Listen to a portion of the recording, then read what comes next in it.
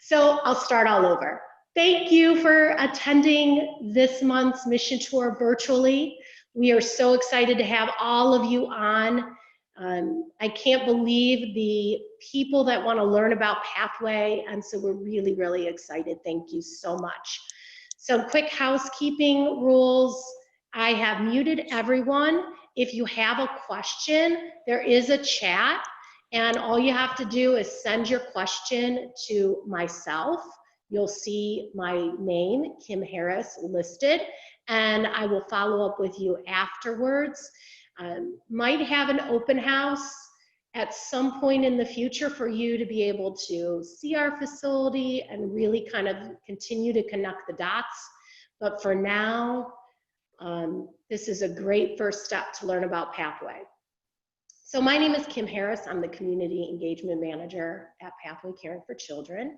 I've been with the organization almost 2 years. I was in corporate America for the majority of my career until I made this change, and I have never looked back. It's one of the best decisions I've ever made.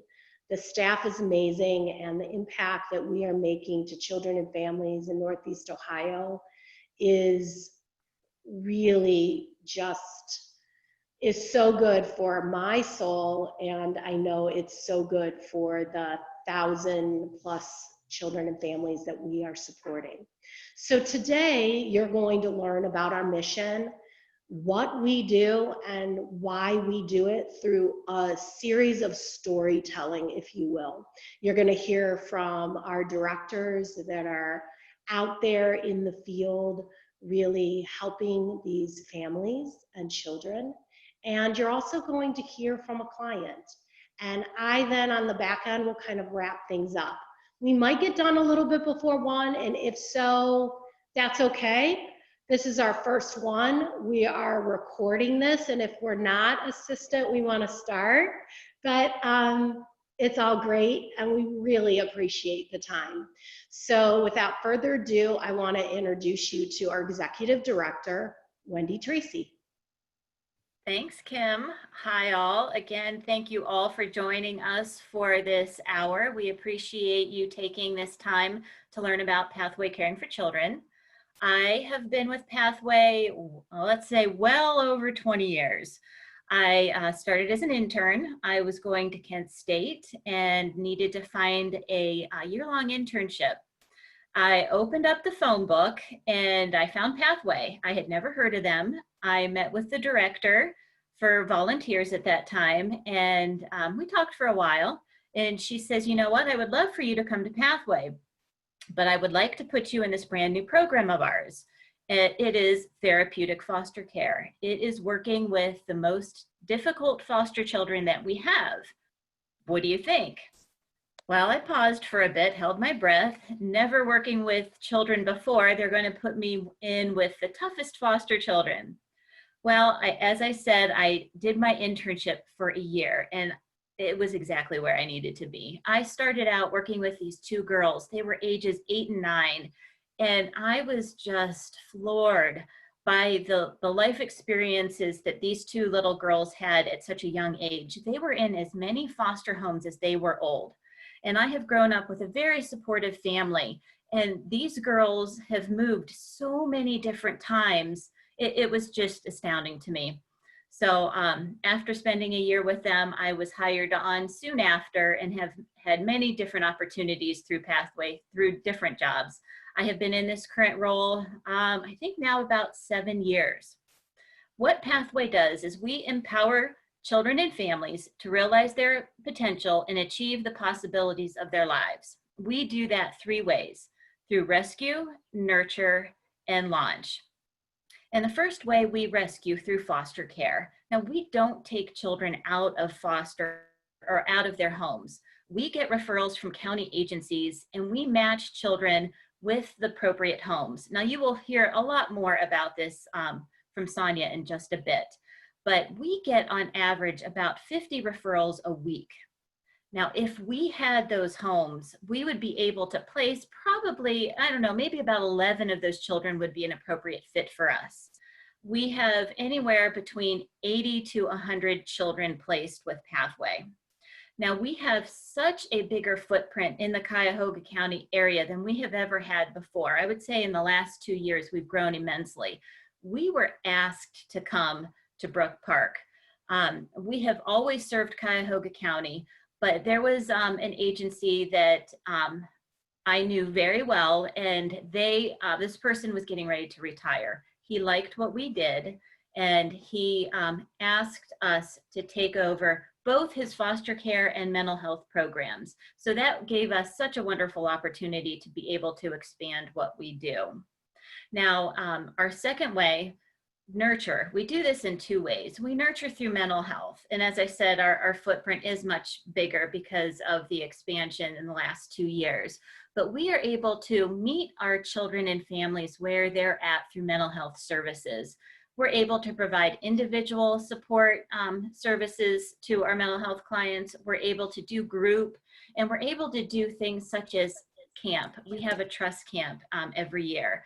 Now, of course, with these uncertainty and the times right now with COVID, we have more challenges than usual in meeting services of those that, meeting the needs of those that we serve.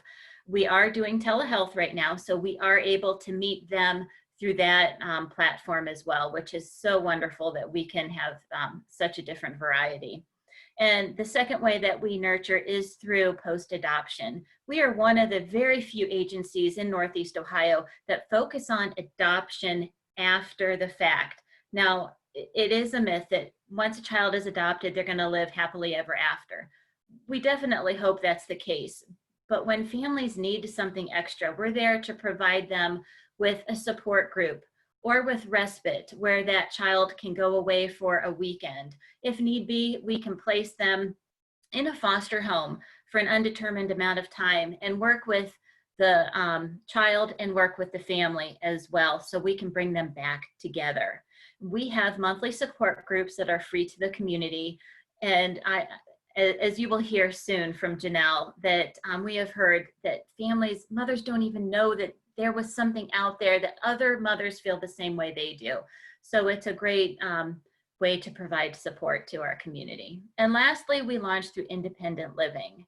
Our children at age 18 go independence way too soon. I know when I started Kent State at 18, I needed my family. You know, I still need my family. So making sure that we prepare our foster children the best way that we can is something that we really strive for. And now in the last 2 years, we're also able to provide a program called Bridges. It is a state program, but we are able to run this program. And right now we have about 25 children in Bridges, where after they age out of foster care, we're able to support them through the age of 21. And during these uncertain times, again, of COVID, so many of those rules have changed where we're able to provide them the support longer than they need be. And children in foster care are able to stay longer as well. So that is something really good that Ohio has done for our children. You know, I know that in 5 years, we are going to be meeting the needs of children and families, but my hope is that every child has a home, that services are accessible to these children and families, and that our families know that we're here to help them.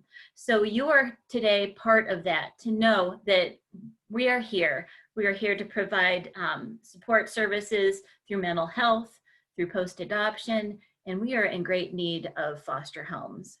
So again, thank you all for being here today. We so appreciate it. I am now going to pass it on to Sonia, and she's going to talk about rescue. Thank you.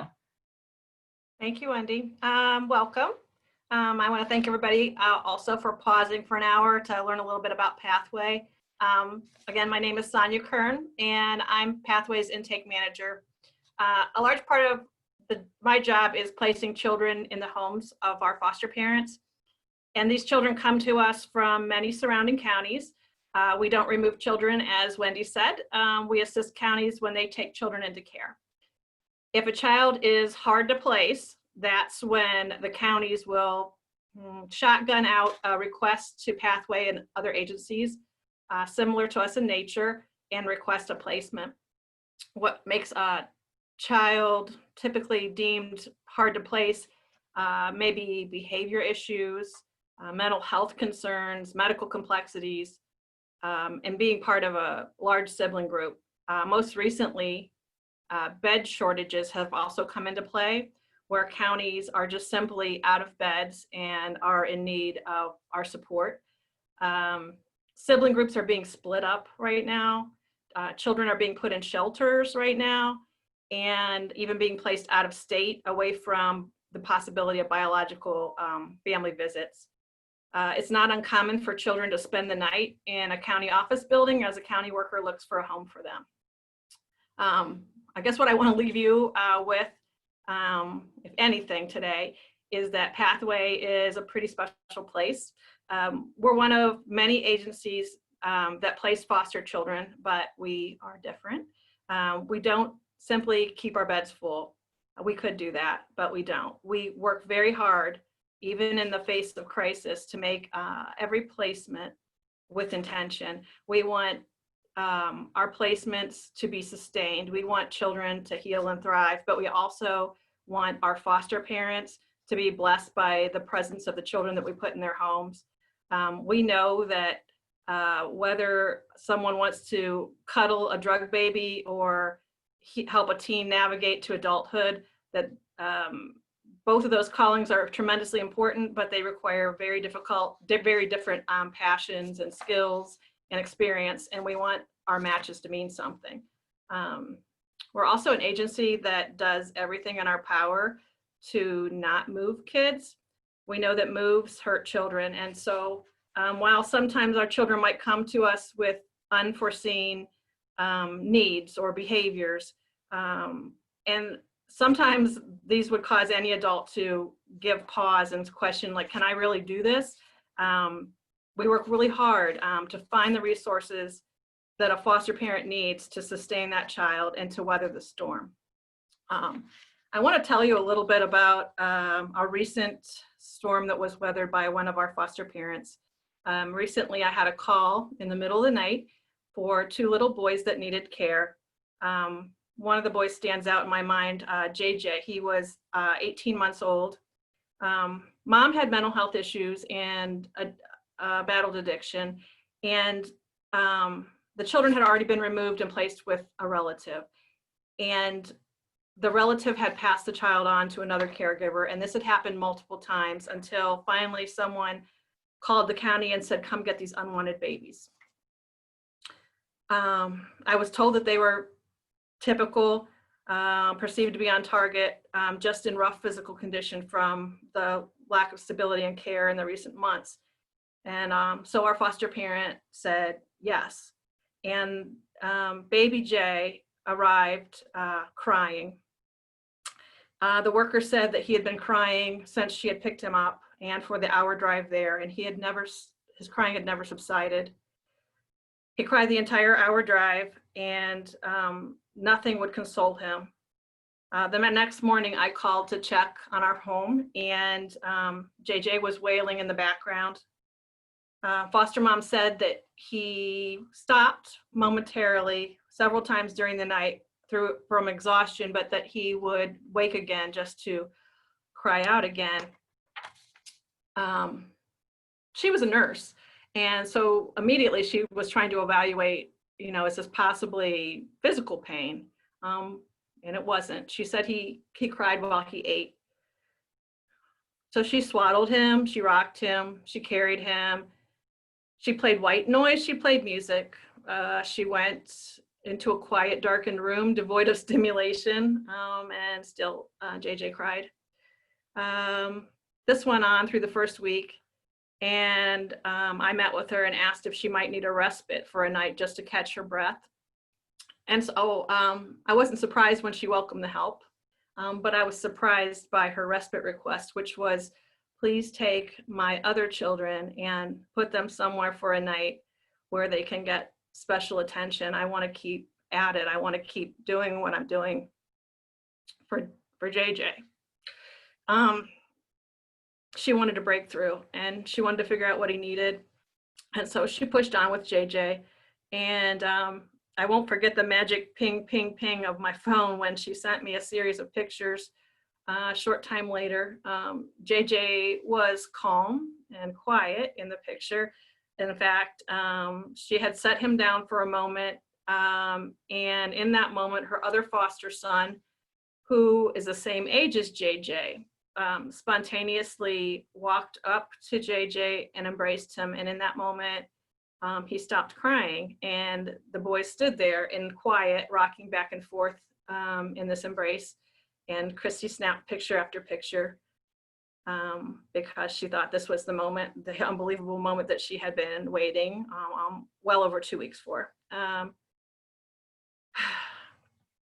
It was a turning point for JJ and for the family who had given up a lot for him.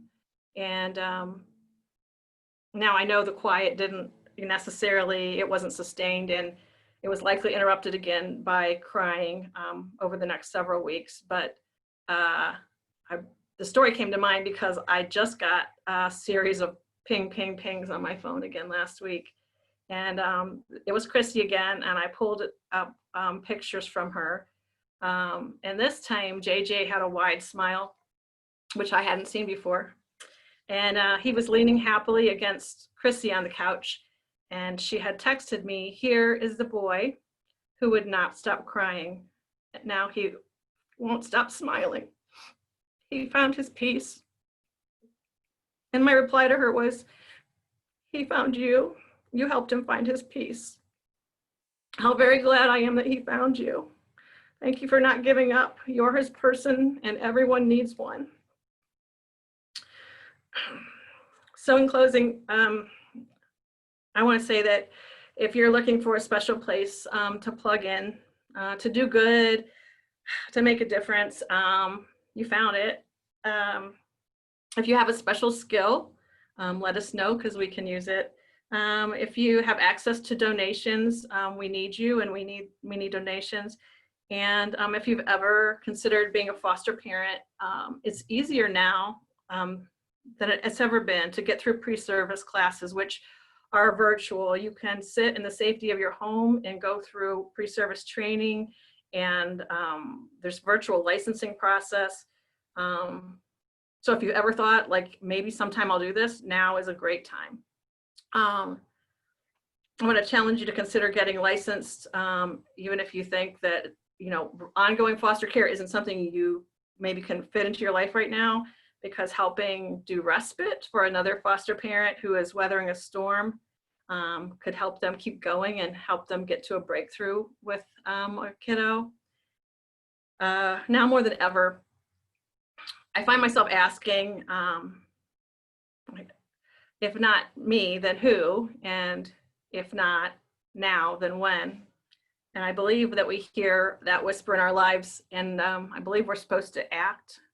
So if you're hearing anything today that seems like a whisper prompting you to somehow get involved or somehow find your space in Pathway, I urge you to reach out to Kim or myself or Wendy or any of the others that are participating today, and see if there's a way that you can follow that whisper and make a difference.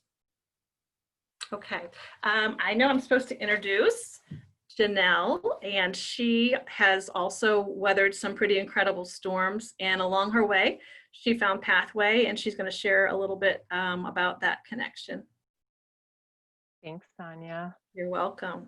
Hi, my name is Janelle Poskocil. My husband Jim and I have 4 adopted children. All 4 of our kids came to us as foster babies. They were all infants, newborn, straight from the hospital. And they're all taller than me now. They're all rowdy special teens. I don't know what other word to use. So we have weathered lots of storms. We live here in Cuyahoga County, not far from Brook Park, and have raised our kids here. We adopted through Children's Services.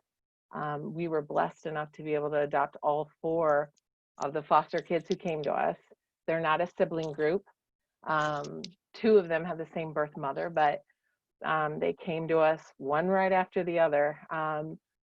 By the time my oldest was not quite 4, I had 4 babies. So my kids are now 16, 17, 18, and 19.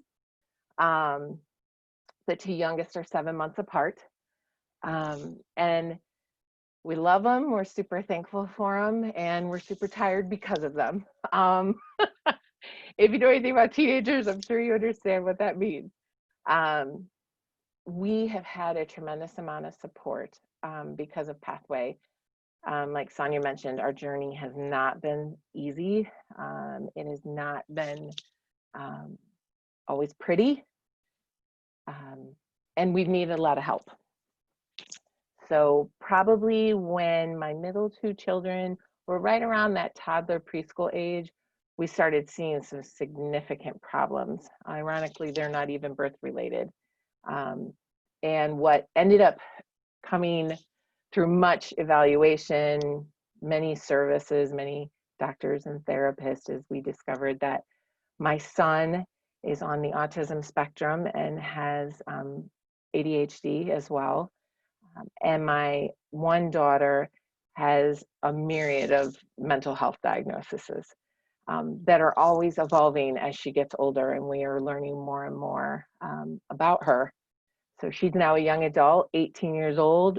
Praise God, she just graduated from high school. That, my friends, is a miraculous answer to prayer. I really didn't think we were going to cross that line with her, but she did. So in all honesty, we really didn't.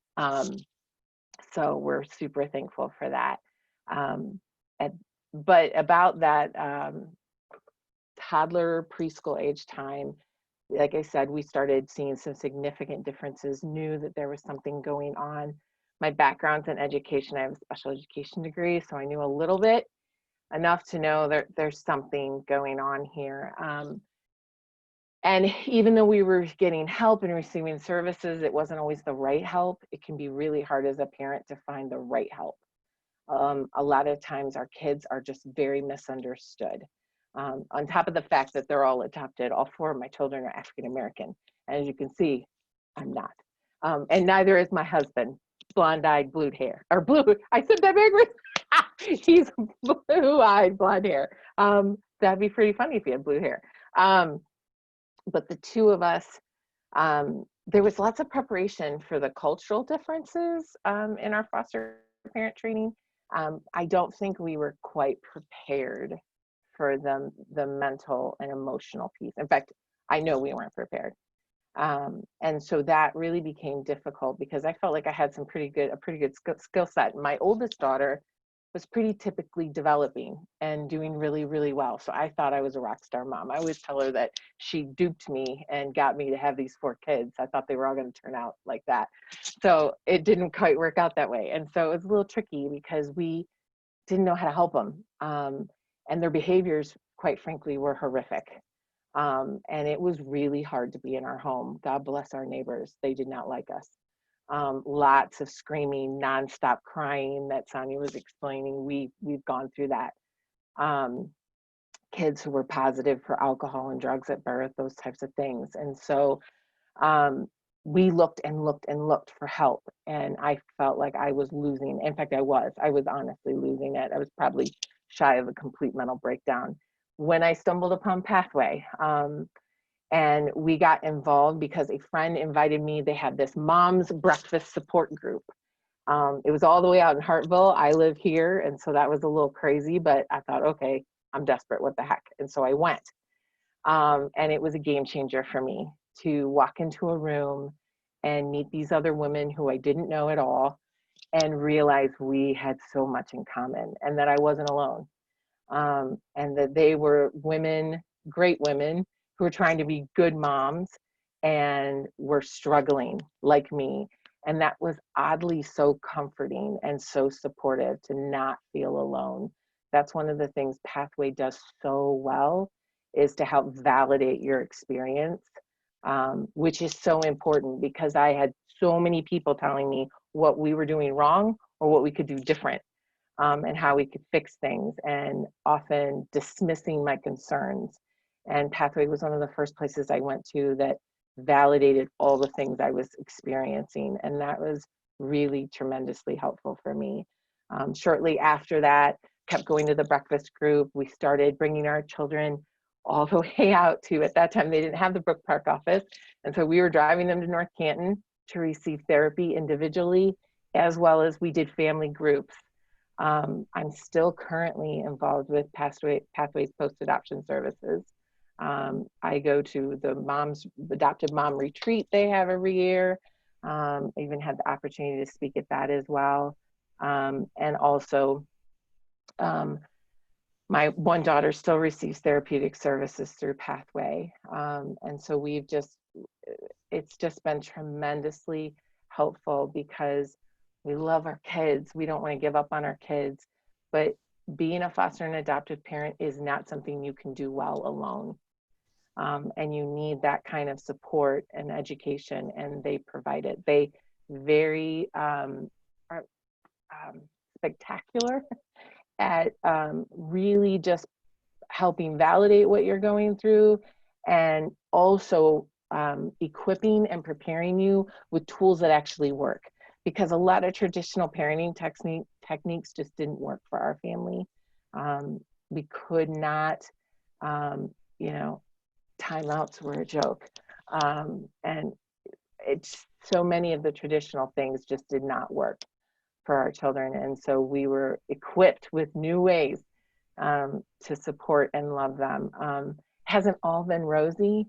My daughter that I mentioned, who's 18, who graduated, she doesn't live with us. She hasn't lived with us for several years now. Her mental health issues are really severe. She was abusive in our home, and it just wasn't safe to keep her with us anymore. So she's been in and out of many foster homes, many residential homes. She's now in a group home, trying to work toward independent living. But we're supporting her as much as we can. We literally talk to her almost every day, and advocate for her and what she needs as much as we can remotely. But that's really hard. That's a call no parent wants to ever make. We love her tremendously, but that's kind of what parenting has looked like for us. My son that I mentioned, it's a very different story. He frankly was a nightmare as a young man. But I didn't think I was going to survive like 3 to 12 with him. They were really, really hard times. We had to take some breaks, got lots of respite services, had some support and help. And through tons of therapy and help, I can tell you he is doing amazing. He's 17 years old, and he can articulate how he feels, which is incredible. He doesn't break things anymore. He talks. It's pretty great. And he's just, you would meet him and not even realize that something was going on until you spent some significant time with him. He's just really learned how to work through things. He needs a lot of support. It's going to be a lifelong journey, I think. But we feel like we're winning in this one, which is, I can't tell you how very few times in my parenting I felt that way. So we're super, super thankful for Pathway. There's so many ways to support. I know I mentioned some of the post-adoption services through. If you can't be a foster parent, you can provide respite, which is just short-term care for a kid. So a foster or adoptive mom or dad can get a break. And there's just so many ways to help. And we appreciate it and we need it. So thanks for listening to my story. Thanks for giving me the opportunity to share. And I'm going to hand it over to Marcie. Good afternoon. Thank you, Janelle. I am Marcie Girdlestone, and I'm the mental health director at Pathway.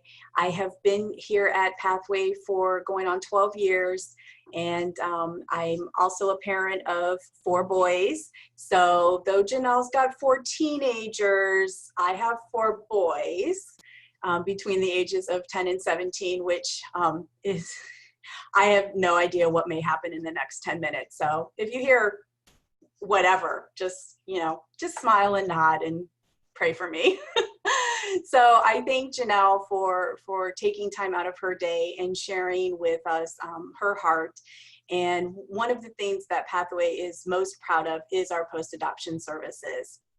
As the mental health director, I have the honor of overseeing our post-adoption supports, and as the only agency in Northeast Ohio who offers comprehensive adoption supports, we want the communities to know that we are here throughout Northeast Ohio. And if anything that the pandemic has done to benefit us, it's opening up our services through telehealth.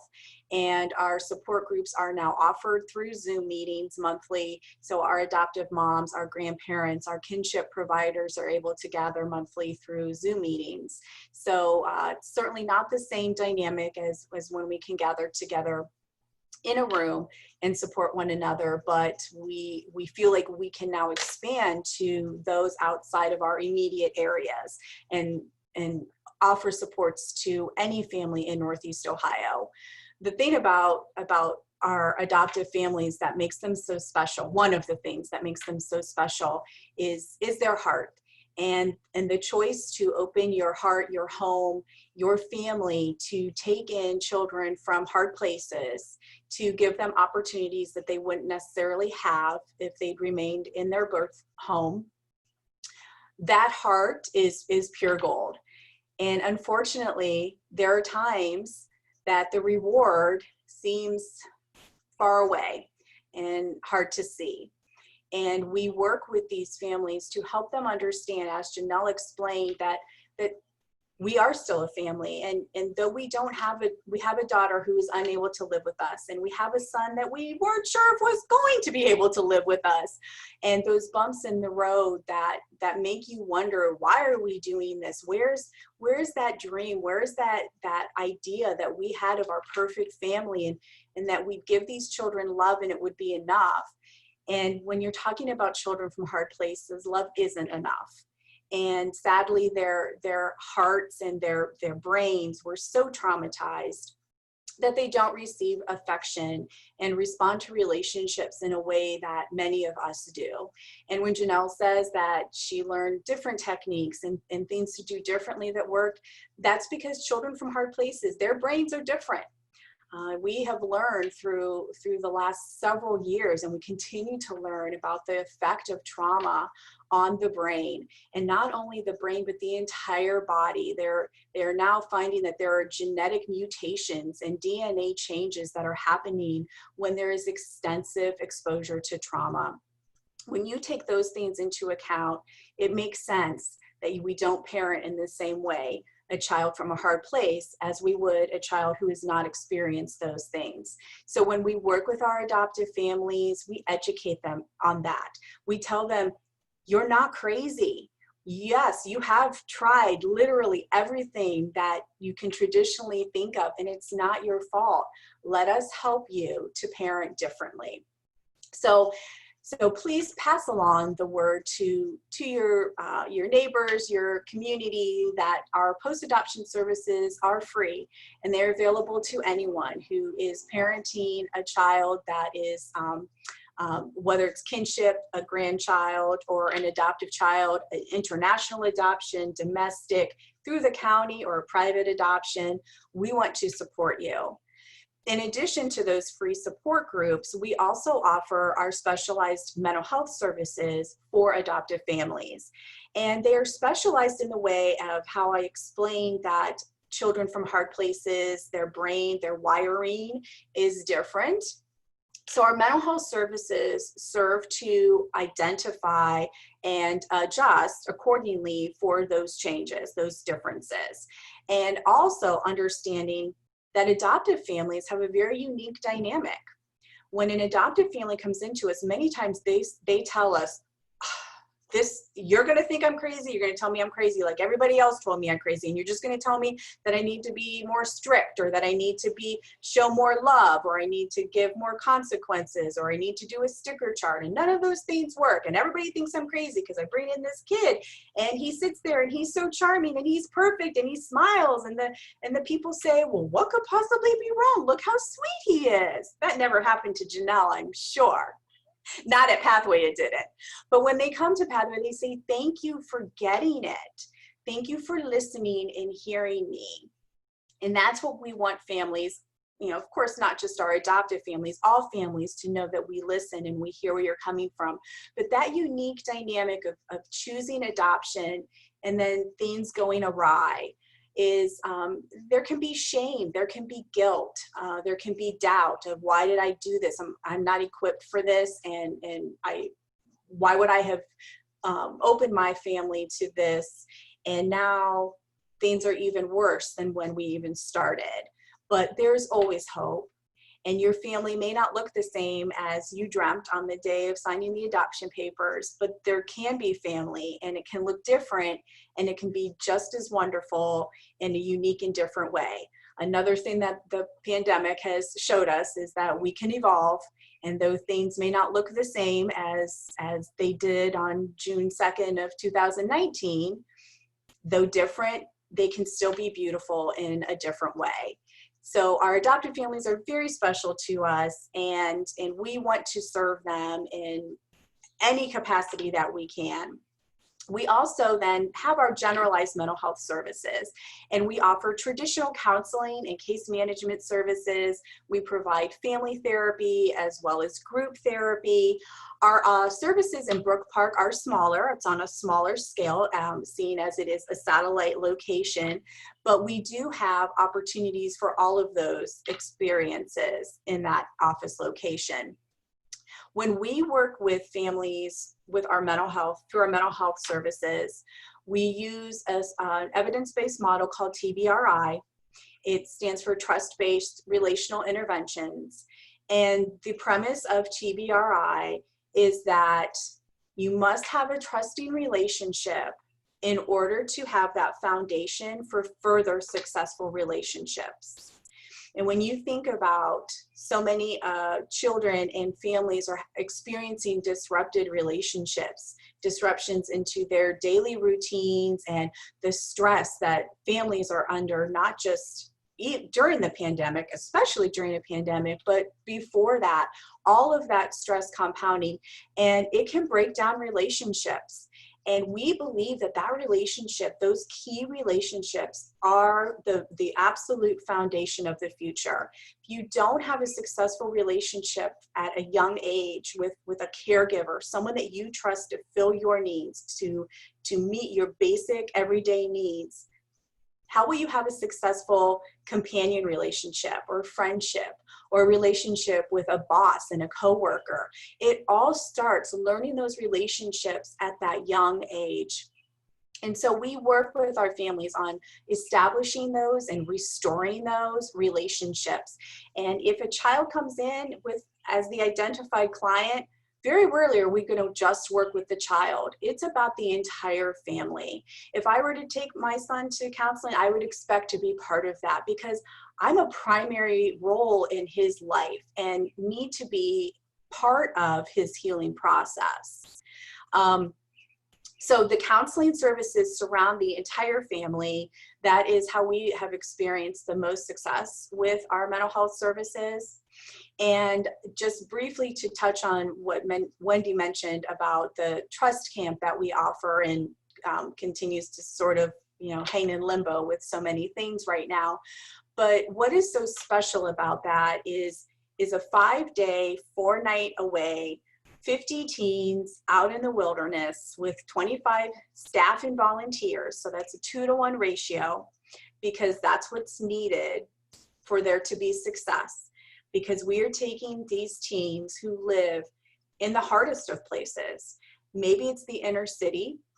Maybe it's a very rural location where they don't have access to resources and relationships. And we take them somewhere where they can experience safety. Their needs can be met through food and shelter and security. And we help them uncover their potential.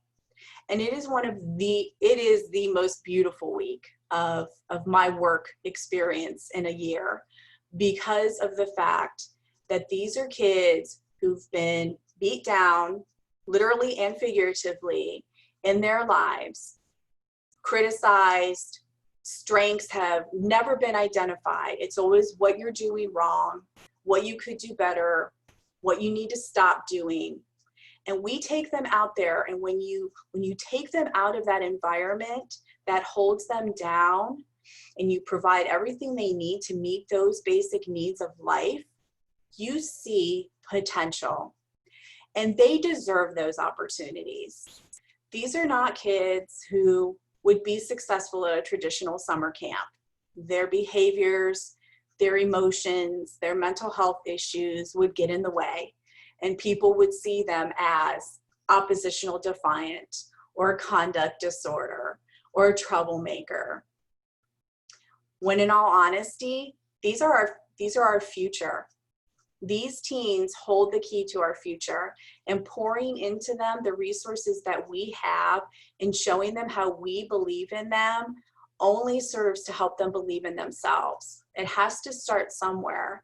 And we believe that Trust Camp is a fantastic opportunity to start showing them that they have potential and that they can make things happen, not only in their lives, but in other people's lives. So that week of Trust Camp is, we start getting applications in December. We've had applications before we even announced what the date of Trust Camp 2020 was going to be, because they look so desperately forward to this week. So we hope that we are able to offer them some opportunity this summer, even if it does look different, because it is a source of value, and not just for that 1 week of their life, but for the rest of their life. There are memories and there are seeds planted that we don't even see begin to bloom until a year or so down the line. So that is one of the ways that we use additional funding support through Pathway, is to support our Trust Camp opportunity for these teens so they don't have any out-of-pocket cost. So when we talk about what can you do to help support Pathway's mental health, well, one of the things is to let your community know that we are here. We often hear that Pathway provides mental health to foster kids, and yes, that is true. However, the foster kids on our mental health caseload are just about 5% of the 1,000 kids that we've served in the last year. So a very small percent are actually foster children. A larger percent are adoptive families, but most of the children we serve are children in the community. Could be your neighbors, could be somebody that you run into at the grocery store. These are not necessarily all children who are dealing with major traumas or children who come from hard places. They could be children who are struggling with an anxiety disorder, or maybe they're transitioning into middle school or high school and they're experiencing some dis-ease with that. Maybe there's a family situation with divorce or prolonged unemployment. There are situations that happen in children's lives that we need to decrease stigma in receiving help for those. Coming to counseling doesn't mean you're going to be our client for the next 7 years, or that you've got a major diagnosis that's going to follow you for the rest of your life. Counseling is intended to be short-term and help in the immediate to get past a rough patch and be able to move on with success. So I do thank you for joining us this afternoon to hear about Pathway. I think it's difficult. Sonia had mentioned, feeling how connected and special Pathway is. And I think that's something that we lose in a Zoom opportunity, but I trust me that Pathway is a really special place to be part of, and the things that we believe in and that we are doing in the community make me very proud to be part of Pathway. So I'm going to hand it back over to Kim, who will close us off. Thank you. Thank you, Marcie, and thank you to the whole team. Certainly appreciate you being on the call today. Hope that you learned more about what Pathway does, how we are working with Northeast Ohio children and families, and the impact we're making to their lives. So some kind of staggering things I think came out today, that we are receiving from foster care around 200 referrals a month for children that are being removed from their home. From mental health services, we are working with over 1,000 children annually with their mental health needs.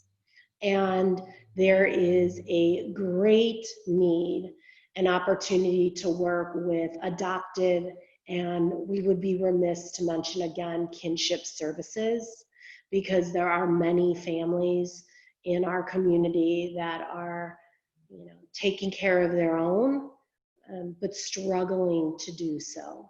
So what I am going to leave you with is something to think about. There are lots of ways to help Pathway. Certainly you can become a foster parent and we will embrace you into that fold, or a respite parent.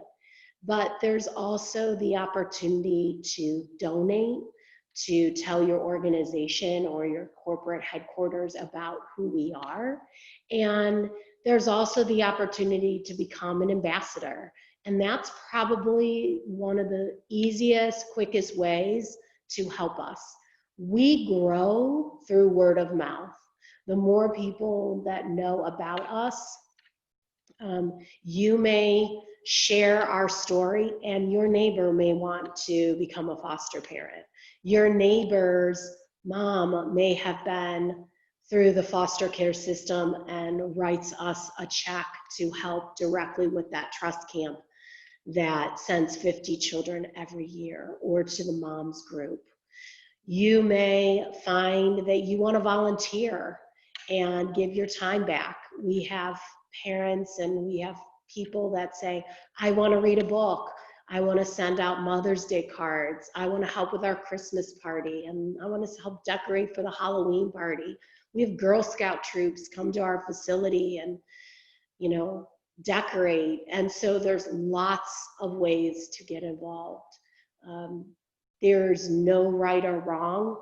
It's just us, the two of us, having a communication and talking about what's important to you and how you think you can help.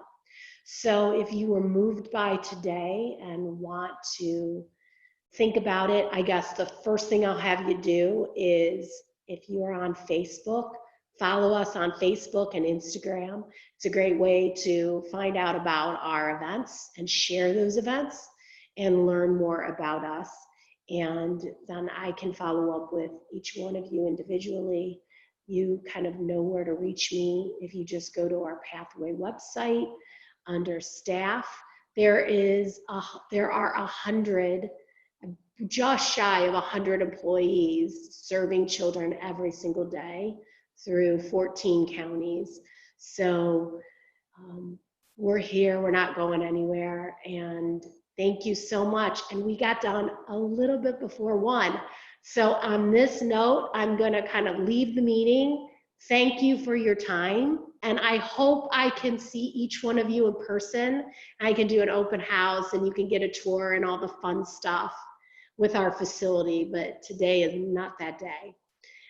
It's clearly raining in Cleveland. I can hear it. I don't know if you can hear it, and my hair is getting shorter and shorter by the minute. So hopefully tomorrow you guys will have a nice day to enjoy. So thank you again, really appreciate it. And I look forward to meeting each one of you, for those of you that I don't know. So thank you. Okay, bye-bye. Bye. Thank you. Hi, Kim.